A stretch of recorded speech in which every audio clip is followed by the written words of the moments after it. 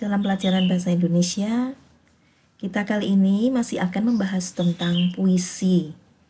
Nah, seperti yang lalu, kita sudah mempelajari tentang puisi, yaitu mengenai pengertiannya. Jadi, puisi ini merupakan sebuah karya sastra hasil dari ungkapan dan perasaan seseorang dengan bahasa yang terikat oleh irama, matra, rima, penyusunan liriknya, bait, serta penuh makna.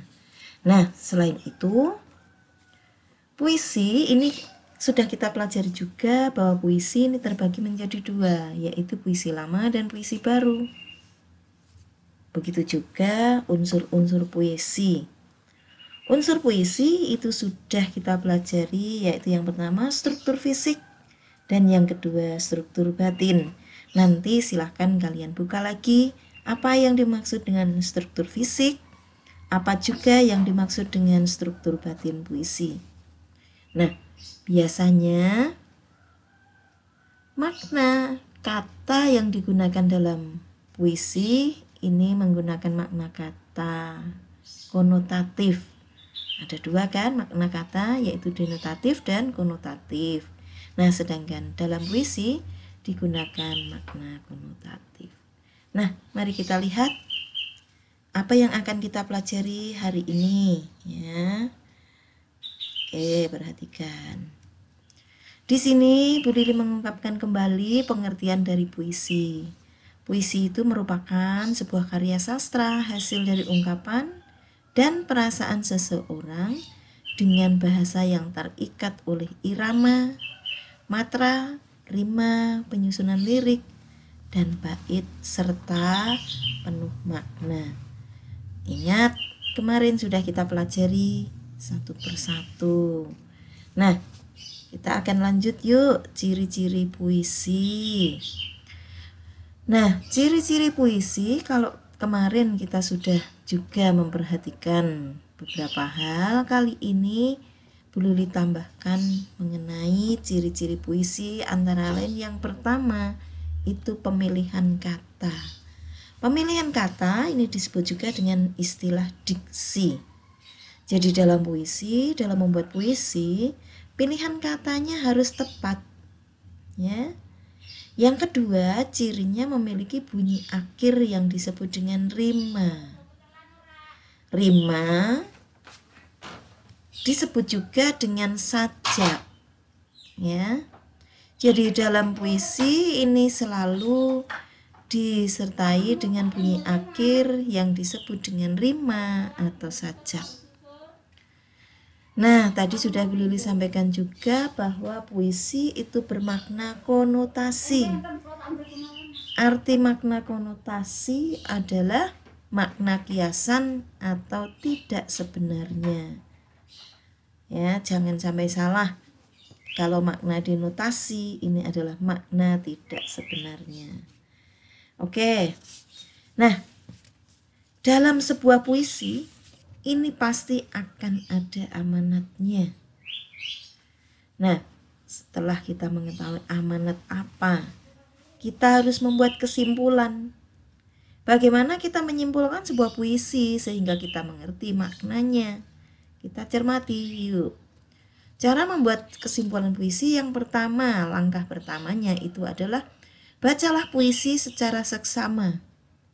Jika perlu, puisi dibaca berulang-ulang. Ya. Sekali nggak paham apa sih? Artinya 2 kali. 2 kali nggak ini ya kita ulangi lagi.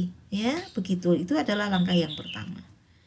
Langkah yang kedua, pilihan diksi itu kita tandai, pilihan katanya kita tandai, ini kita gunakan sebagai kata kunci. Termasuk dalam judul ini juga boleh kita jadikan kata kunci. Langkah yang ketiga, memahami maksud kata-kata yang ada secara cermat, termasuk kata kiasan atau majas. Nah, ingat tadi sudah dibilang bahwa makna dalam puisi ini bermakna konotasi.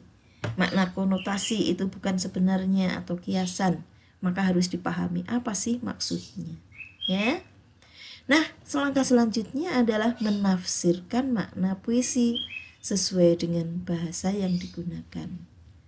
Terakhir, barulah kita bisa mengambil kesimpulan dalam puisi setelah kita memahami makna. Nah, itu tadi adalah beberapa cara membuat kesimpulan. Ikuti langkah-langkahnya ya. Ada 5 langkah. Ingat langkah yang pertama itu membaca puisi secara berulang-ulang secara seksama. Baik. Nah, dalam kita mengekspresikan puisi, kita harus ekspresikan secara visual, harus secara nyata dengan cara membaca yang keras. Nah, ada juga cara-caranya, kita lihat yuk.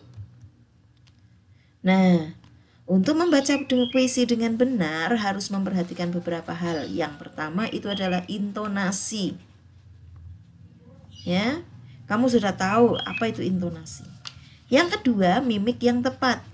Memimik itu bahasa muka ya, muka, mimiknya didukung mimik yang tepat, ekspresi muka. Kemudian menggunakan bahasa tubuh yang tepat, misalnya dengan gerakan tangan kalau memang bersemangat, menggunakan irama, juga jedanya harus tepat. Ingat, dalam puisi itu juga ada penekanan-penekanan tertentu, maka harus kita ucapkan dengan tepat. Nah, itulah itu tadi cara membaca puisi yang baik, cara membuat kesimpulan.